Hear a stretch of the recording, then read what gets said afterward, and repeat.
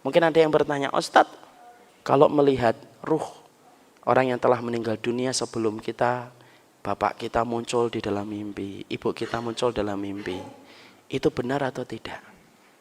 Ada ikhwan pernah tanya sama saya, ibu saya sudah meninggal Ustadz, terus saya mimpi, apakah itu betul-betul ruh dari ibu saya ataukah tidak? Nah, saya akan mencoba jawab. Boleh saya jawab ini? Ya. Mari kita buka surat Az-Zumar 42. Az-Zumar 39. Ayat surah 39 Az-Zumar ayat 42. Allah memegang nyawa seseorang pada saat kematiannya dan nyawa seseorang yang belum mati ketika dia tidur. Maka dia tahan nyawa orang yang telah dia tetapkan kematiannya, dan dia lepaskan nyawa yang lain sampai waktu yang ditentukan. Sungguh, pada yang demikian itu terdapat tanda-tanda kebesaran Allah bagi kaum yang berfikir. Pada ayat ini kita akan menjawab pertanyaan tentang masalah mimpi, berkaitan tentang mimpi Nabi ketika menceritakan takwil kepada Umar. Ada kaitannya sedikit. Sesungguhnya ketika Allah menyampaikan pada surat Az-Zumar 42, para ahli tafsir mengatakan, sesungguhnya ruh itu berada pada genggaman Allah dalam dua kondisi. Satu, ketika tidur. Dua, ketika meninggal dunia. Jadi kalau orang meninggal dunia itu digenggam oleh Allah. Makanya tidak ada ruh bergentayangan, itu tidak ada. Ngapain kayak nggak punya kerjaan aja gentayangan. Jadi tidak ada. Apalagi kalau kemudian kita dulu korban sinetron yang tidak ada faedahnya. Si manis jembatan Ancol. Ya Allah, mati aja pakai rok mini, ya kan? Matinya masih kemudian jadi bencong. Lu benernya hidup ya kapan gitu loh. Tidak ada itu. Tidak ada ruh kemudian mati terus kemudian sundel bolong pesen tak sate 10 tusuk bang, 10 tusuk bang. Masya Allah ya, kualitas masyarakat kita termasuk diri kita tuh jadi korban. Semoga Allah merahmati ini. Lu kayak gitu kok filmnya ya masih laris dilihat orang. Semoga dakwah ini semerak di mana-mana insya Allah. Maka kemudian di sini kita mendapati ada dua kondisi ruh itu dipegang sama Allah. Yang pertama ketika tidur, yang kedua ketika meninggal dunia. Imam Ibnu Katsir rahimahullah ta'ala, nanti dibuka tafsirnya. Maka kemudian berkata sesungguhnya ada kondisi yang memungkinkan antara bertemunya ruh orang yang meninggal dengan ruh yang hidup. Kapan? Ketika mimpi. Itu ada. Jadi mereka bisa bertemu. Berdasarkan kepada dalil ini bahwasanya mereka bertemu pada mimpi. Karena apa? Allah menggandingkan kalimat Allah menggenggam ruh orang yang hidup ketika tidur dan ruh orang yang meninggal dunia. Bedanya orang yang mati kalau meninggal dunia tetap digenggam dan tidak bisa balik. Makanya dinamakan barzakh. Antum tahu kenapa dinamakan barzakh? Surah Al-Mu'minun ayat yang ke-100 diterangkan. Barzakh itu tembok yang tidak bisa ditembus. Itu namanya barzakh. Jadi tidak ada ruh itu kemudian balik ke rumah, tidak ada. Kenapa? Namanya barzakh, tidak bisa ditembus. Nah, ruh orang yang tidur dikembalikan ketika saatnya bangun. Antum dengar alarm, bangun. Kencing, tidur lagi. Nah, itu kemudian dibangunkan itu. Maka kemudian itu ruh. Nah, para ulama lalu menerangkan ketika dalam kondisi tidur disitulah kemudian kemungkinan untuk bertemu antara ruh orang yang meninggal dunia dengan ruh yang meninggal dunia dengan ruh yang masih hidup. Tetapi itu hanya di dalam mimpi. Tidak ada ruh kemudian jalan-jalan, itu tidak ada. Saya diikuti ibu saya, mana ada diikutin. Apalagi sampai kemudian pernah saya lihat video itu. Ada orang mengatakan saya diikuti Rasulullah. Saya tuh bingung Pak dengar videonya. Saya nyetir ada Rasulullah di samping kiri saya. Saya tuh bingung dengar videonya. Sejak kapan Rasulullah itu ngikutin kita? Bukannya kita yang ngikutin Rasul, malah ini ngikutin Rasulullah ngikutin kita. Ini gimana sih ini kayak gini nih? Tidak boleh kemudian kalau bicara di dalam agama kayak gitu. Maaf, ini saya harus luruskan. Ada orang ngaku Rasulullah ngikutin saya kemana-mana. Itu ketika saya dengar itu bingung kepala saya itu. Karena tidak mungkin lah Rasulullah itu ngikutin kita, itu tidak mungkin. Kita yang ngikutin Rasul, bukan kemudian Rasulullah ngikutin kita. Dan orang yang paling berhak untuk kemudian diikuti Nabi itu ya harusnya Abu Bakar, orang teman dan sahabatnya. Ya atau tidak Pak? Jangan bicara sesuatu yang sifatnya nanti akan menumbuhkan fanatisme buta kepada seseorang itu. Dan itu tidak benar. Sekarang mari kita kembali. Bagaimana kondisinya kalau ruh itu bertemu dalam mimpi? Kalau kita bermimpi, ketemu dengan ruh orang yang telah meninggal dunia, maka pada hakikatnya itu adalah benar. Itu adalah benar. Makanya kemudian dikuatkan ini dalam satu riwayat yang sahih, bahwasanya pada satu peristiwa ketika habis pada zaman Abu Bakar radhiyallahu anhu, ada perang Yamamah. Ada perang Yamamah. Ada salah satu sahabat yang bernama Thabit bin Qais ikut perang Yamamah. Tahu perang Yamamah? Perang antara para sahabat dan VS menghadapi Nabi palsu Musailamah al-Kadzdzab di sebuah tempat yang bernama Yamamah. Ada seorang sahabat itu, Thabit bin Qais, itu mengikuti peperangan itu dan beliau gugur karena perang Yamamah itu perang yang cukup menguras tenaga dan banyak sekali mengalirkan darah para sahabat dan para qurra' yang menghafalkan Quran. Termasuk yang gugur itu Thabit bin Qais. Thabit bin Qais itu meninggal dunia.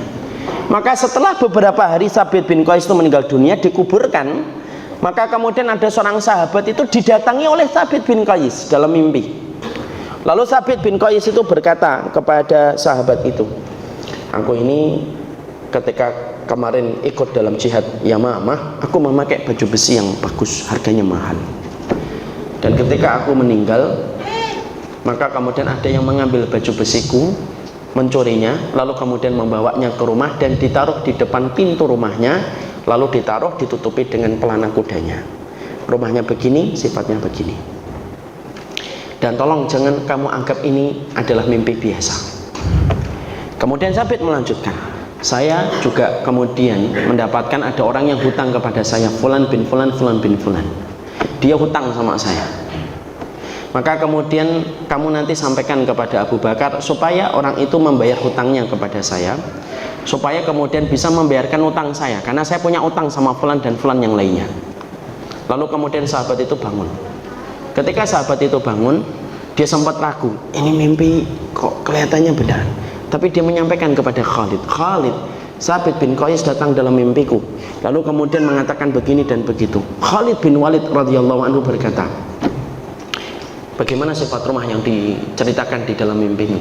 Sifat rumahnya begini dan begini dan begini dan begini. Sama Khalid langsung beliau cari rumah itu, ketemu pak rumahnya. Apalagi yang diceritakan, ada pelana kuda di depan rumahnya, ada pelana kudanya. Dibuka dan ternyata betul ada baju besi di situ.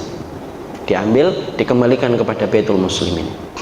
Kemudian sahabat tadi akhirnya mantap mendatangi Abu Bakar dan berkata, Thabit bin Qais menemuiku di dalam mimpiku. Apa yang dikatakan Thabit? Kata Abu Bakar, dia katanya pernah meminjamkan uang kepada Fulan dan belum dibayarkan, padahal dia punya utang sama yang lainnya. Kemudian sama Abu Bakar disuruh kurirnya untuk menemui orang yang disebutkan oleh Thabit di dalam mimpi sahabat tadi. Ketemu orangnya, ditanya, kamu punya utang sama Thabit bin Qais? Iya. Bayar utangnya, dia telah meninggal dunia. Dibayar utangnya, kemudian setelah itu Abu Bakar dibayarkan kepada orang yang pernah dihutangi oleh Thabit bin Qais.